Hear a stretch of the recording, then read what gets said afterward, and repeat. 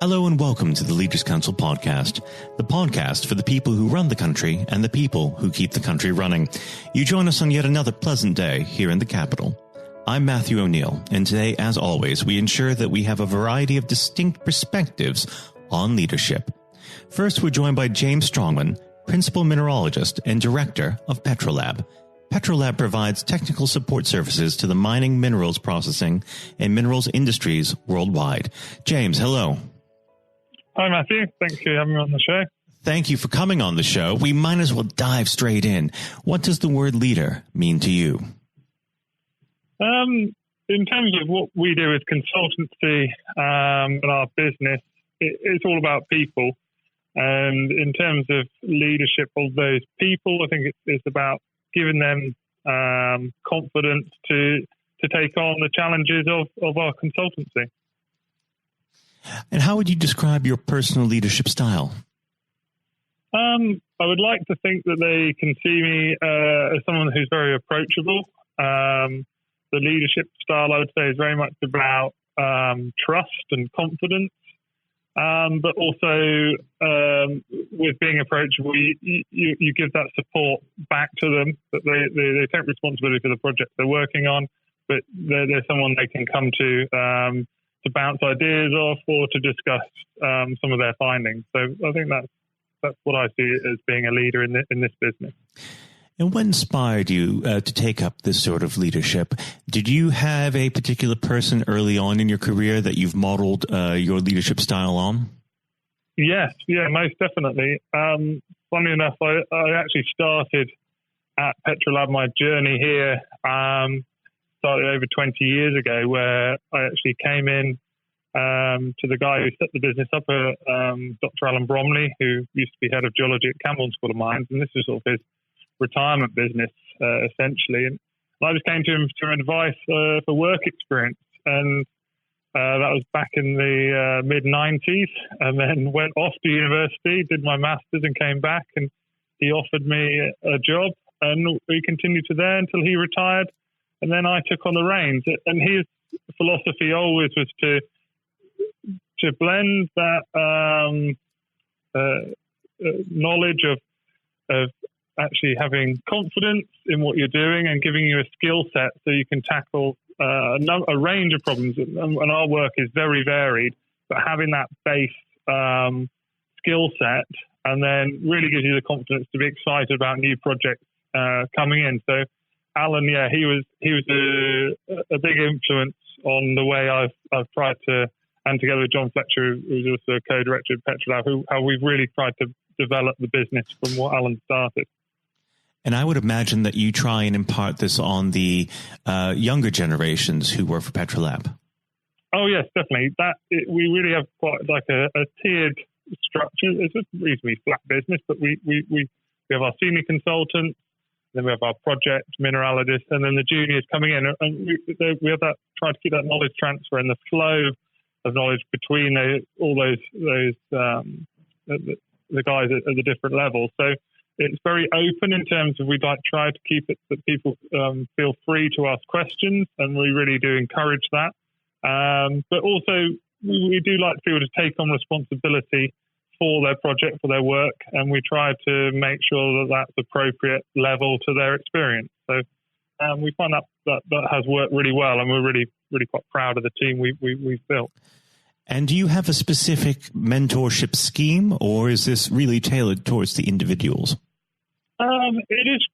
There's no, no specific scheme, although I have done some mentoring as well outside. We have quite strong links with a number of academic institutions, and Camborne School of Mines, the University of Plymouth, Natural History Museum, where we will send our senior guys in to help mentor some of their students. We'll do work experience for students. We'll support projects, because we see that link between research and industry as a key link, and also that, like I keep saying, confidence. It's about helping people to build their skill set to take on new challenges. Now, what's the biggest challenge in leading such a large team? The biggest challenge is with consultancy, and we're a growing business. So I think that's our biggest challenge is managing success of how you scale a business. I think for the last 5 years or so, we've been growing around 20 to 30% every year. Impressive. And scaling with consultancy, you need to bring on the right people. You can't bring the people in too quickly. Taking on the appropriate size projects. I think that's been the biggest challenge, is actually keeping it sustainable in terms of the services we provide, because we're really proud of what we supply in the service compared to some of the larger consultancies who are our competitors. We try to keep that sort of niche service where our clients are getting that sort of personal service, if you like, compared to a more crank the handle service you might get from a larger consultancy. Now, if you could speak to yourself a decade ago, what leadership strategies would you tell yourself to embrace, and which ones would you tell yourself to drop? I think the ones to embrace is being open to opportunity. Don't be afraid to take opportunities and collaborate with other companies. And the ones I think I would say to drop would be, well, that's a difficult one to think of. I think I've always been quite good at trusting people, and I think that is the one way you really just have to have the confidence to not micromanage people, trust your people. I think that would be the one strategy I'd say, is not trying to be too, obviously give the right support, but yeah. And of course, a lot of leaders find that difficult, the whole letting go process. You're so intimately involved with every aspect of the business that you just want to get in there and do it. But exactly. It is the sign of a good leader knowing when to say, all right, they've got this. Yes, I think that is the biggest, and especially when it's your sort of business and you've been growing it over a number of years, that is the most difficult. I think that's one thing Alan did teach me, was he was very good at that. He would just sort of drop me in the deep end from a very early and let me get on with it. And then and I think that has given me some confidence to do that with our guys. And I hope we are continuing to do that. Now, if I was to press you to say who you thought objectively was the greatest leader, living or dead, who would that be? Well, that is a very good question. I don't think there's ever been a perfect leader, and it depends on what time people who are specific to their time. Mm-hmm. Like, I think Nelson Mandela was an incredible leader in his time through the apartheid process. I think he's very inspiring to come through what he went through and to keep his humanity and through that. And then there's so many great scientific ones. It's a good question to. And of course, Nelson Mandela had the ability to bring South Africa back together. Yeah, I think that's it. Yeah, bringing people together. That, very much so. Now, do you find that you try and take inspiration from him in your day-to-day life? Yeah, I think that having that empathy, I think, is a key thing. Trying to see things from both sides of any argument. I think having empathy is a really important skill to have. Now, unfortunately, our time together is very quickly drawing to its close. But before you go, what does the next 12 months have in store for Petrolab? We've got a really exciting 12 months. We are just at the moment applying for a Royal Society grant to help further our work we've been doing already on this huge the industry of electrification, electric vehicles. We've been pioneering some new techniques in the analysis of the minerals and ores that will be used to in all those technologies going forward. And we've just actually presented at an IOM3 conference last week, which brought sort of the UK leaders in those industries together. We've got lots of exciting projects all the way from the mining sector through. We also work in concrete and construction, and also recently aerospace. We've got a really interesting project we're working on with Rolls-Royce, looking at dust ingestion into jet engines. So really broad range of things coming in. I think that's one of the really exciting parts of our business is the range of work we get in and projects. And I think that just keeps it really fresh. And we're still using the same tools and analysis techniques, but across different industries. So, yeah, it's definitely an exciting year ahead. It sounds it. We'll have to have you back on the show soon to catch up on all those things.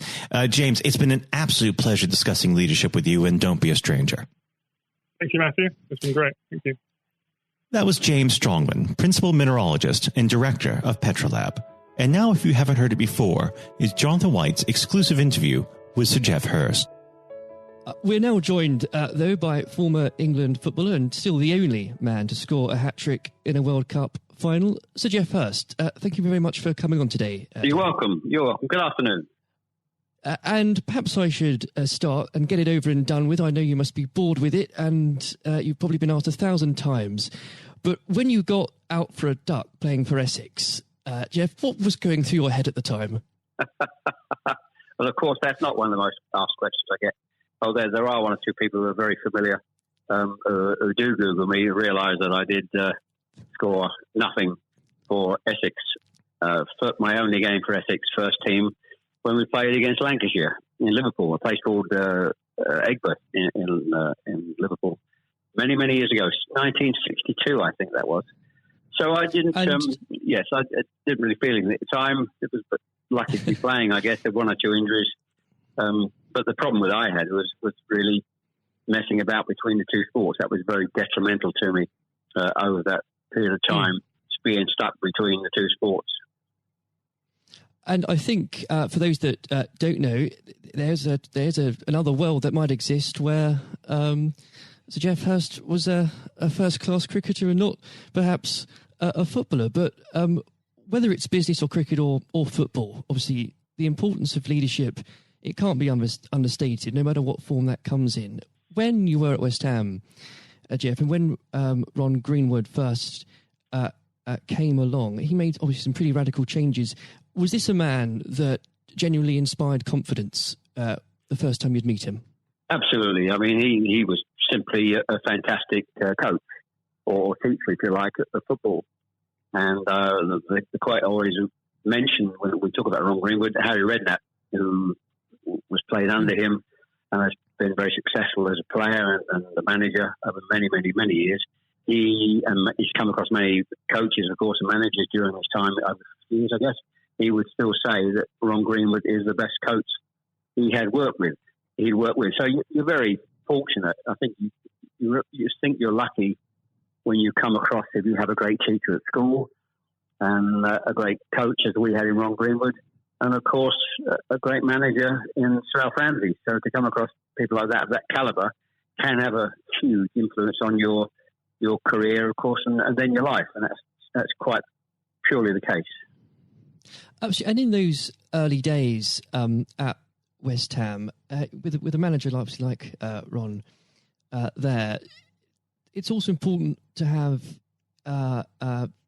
confidence with your other players, and of course they become your friends. Who did you look at the time when to inspire confidence in yourself? Was it Peters? I think probably. Well, I was very fortunate to play with the calibre of the players I did. Again, extremely fortunate to play with the captain of England and West Ham, and Martin Peters, who was a fantastic player. And as far as Martin's concerned, I think sometimes he didn't quite get the recognition he deserved, and what a wonderful player he was. In terms of inspiring confidence, I always probably say that the biggest influence for me, I guess, would be the captain, Bobby Moore. Although he was only about 8 months older than me, he graduated through the system probably 3 or 4 years earlier. He played for England in 62, 4 years before the final when I played. And so he was more, looked upon him more as a senior player, if you like, not as a guy with the same age group as me. And I looked at how he trained, how he acted, how he behaved, and how he played. And so he would say, I would also say he was a big influence on me. One thing I would say about leadership, what I do understand clearly in all walks of life, leadership is at the top, is absolutely vital for a business, a football team, in any walk of life to be successful. And it's quite evident. I was in the motor trade for a long time as well, selling car warranties to car dealerships. And you could almost tell when you walked into the business, many of the car dealerships, you could almost tell from the moment you walked in by initial reaction, people came and welcomed you, that the business was well run or conversely not well run at all. And so I understand the value and quality of leadership. And that's why I'm very fortunate to be involved in my career in those early days with two great leaders in Ron Greenwood and Alf Ramsey. Absolutely. And since you've already brought him up, Jeff, I think it'd be remiss not to go a little bit further with that. But obviously, after at West Ham, your playing came to the attention of Sir Alf Ramsey. Now, there's a man I'm sure when you walked into a room, you knew who was in charge. When it came to managing that England team, what was his style like, Jeff? Well, the first thing I say about Alf Ramsey, he's probably over my life the most powerful influence who had on me as a person. Naturally, it happens to an extent because he's got your whole career in his hand. Whether he picks you for England or he doesn't pick you, it can have a great impact on your career and, of course, your life. But in that era I was involved for 6 or 7 years, it was quite clear who was the boss. He was quite very, very strict.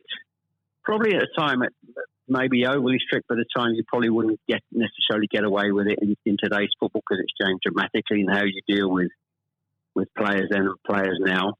But he was the most powerful man I came across, and very few people. And he was quite ruthless in getting people out who didn't want to be part of a group, part of a team.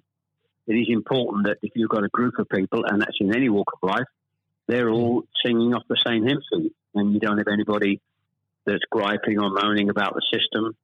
And if you've got people like that in your organisation, one thing I have learned, and I've taken it on in my life, my family, you've got somebody in a group that doesn't want to be part of it, you get them out. And Alf, I think, was quite ruthless with that in his staff. And I think that's one of the most serious things I think I've learned over a long period of time. And is there, do you think, a specific moment, I'm sure there's probably dozens, but is there a specific moment, if you could perhaps pick right now, that did show those qualities in Sir Alf so sharply? Yes, I think for me, certainly, I think there are instances of players who you thought would be in the team or certainly in the squad, and surprising they were not. There was no necessary reason for it, but looking back, I do think perhaps they were people that Alf didn't think wanted to be part of a group. So that's for me. In terms of my personal view, I think that it looked prior to the World Cup that I was going to be playing in it. Only a few games before I was playing, and I played with Jimmy Greaves in the game against Yugoslavia only a couple of months before the final. And it looked at that stage as if I was going to be playing in the team. But in a couple of more friendly games before the final in Poland and Norway, I think, and Denmark, I played 2 of the 4 games, and I probably didn't quite replicate my form that I'd been showing at West Ham and in the early couple of games for England. And he left me out in the first game of the World Cup against Uruguay. He started off with Jimmy Greaves and Roger Allen. So I had an impact of thinking at that stage I looked like I was going to play, and didn't start because of just a lack of form. I didn't play quite well enough to justify my position. And somewhat fortuitously, I only got back in the team because of a nasty gash to shin on Jimmy Greaves' leg. And I think what you've said there, Jeff, actually does sum that up really well. And more than that, whilst it's important to have that someone in charge with those qualities, it's almost useless if there isn't a strong and unified team behind them. And there really must have been moments, maybe there weren't, but let us know, in that 66 competition, the prolonged pressure on all of you, the weight of a nation, did it get to you? Oh, not for me personally, no. I think, and I don't, not for me, not for a second. I think I was just happy to be involved in the squad initially. Not at all. You're not aware of the magnitude of the occasion, really, looking back out. So I never really felt, people talk about pressure a lot, and it's there, and players talk about it in life. I didn't really necessarily feel any great pressure during the time I was there. And what is also important to say about Alf Ramsey, the people he left behind that were left in the squad after he'd moved one or two players out, the squad were a bunch of very hard-nosed, professional, top-quality people. And that was, again, the leadership that Al showed. He got people in together that were very, very strong personally. And I think that was part of the success we had. We were I always describe our group as hard-nosed professionals. We have some great players, but overall they were great hard-nosed professional players. And great quality people who we've kept in contact with, over the years. And Jeff, I've got to ask, and I'm not making this up, I've genuinely heard that people do ask you whether or not you realise there were people on the pitch at that moment. I imagine you were busy on something else. Well, I did some theatre shows last year. They've gone fairly well, and we're going to do a series of theatre shows, in fact, starting this week, over the next 2 or 3 months. And at the end of the theatre shows, we have about 20 minutes where we allow the people in the audience to ask questions. And I won't mention both. They're too long to talk about both questions. The other one's a really stupid one. It's too long for me to tell you. It's absolutely ridiculous. But the other ridiculous question I get asked, did I realise there were people on the pitch? And of course, I jokingly say, yes, I was just about to shoot to score the goal. And I looked round, put my foot on the ball, and looked round for a little while and said, oh dear, there are 6 or 7 people running on the pitch. So I've been asked that once at one of the theatre shows. So I make a joke about that and saying, yes, I put my foot on the ball and waited to just have a glance round, Maybe it does prove there are things such as stupid questions, really. Oh, yeah, there certainly are. I've got another one which I won't bore you with. It's too long to tell you. I was in a Jersey, or Channel Line, Jersey or Guernsey, 2 or 3 years ago, and most stupid, irrelevant questions, absolutely nothing to do with football whatsoever, which was absolutely, but I can use that now because it is quite funny. Well, maybe another time then, but we... well, you want me? I can tell you if you want. You got time? I can tell you if you want. Jeff, go on. I think it would be silly if I said no at this point. Okay, so I was doing at a dinner in the Channel Lines, 300 or 400 people, black tie dinner, guest of honour. On this occasion, I was speaking for about 20 minutes, then allowing questions from the audience at the end of the evening. And there was the usual football questions, and then all of a sudden I had somebody at the back who asked a question. I didn't quite hear what he said. He didn't have the microphone with him, so I said, I didn't hear what he said. Can you please give this chap the microphone so I can hear clearly what he said? So the chap had the mic, and he said, when a turtle loses its shell, is it naked or is it homeless? Right. What a question. What a question. I think that would be definitely in the stupid category, wouldn't it? So we had a laugh about that. You've got to have a patient of a saint, I think, sometimes to put up with things like that. I just found it amusing. In fact, some of the audience found it highly amusing as well, so it did make me laugh that day. If you can put up with my questions, you can probably put up with anything. But there would have become a point, though, Jeff, I think you were a young man when obviously this happened, when you must have realised that teammates, began looking at you for leadership. is that something that occurred to you, or did you just realise that by one way or the other, people actually begin to look up for you for inspiration? Well, possibly. That's never really struck me until you've actually mentioned it now, quite frankly. It's a new question. Does anybody look up to me? I'm sure perhaps there are people who pay you compliments of fans of West Ham and Stoke, and of course the England fans who I think probably it would be very immodest of me to suggest that I felt that somebody was looking to me for inspiration. You don't have to, but I will. It's okay for a third party to do it.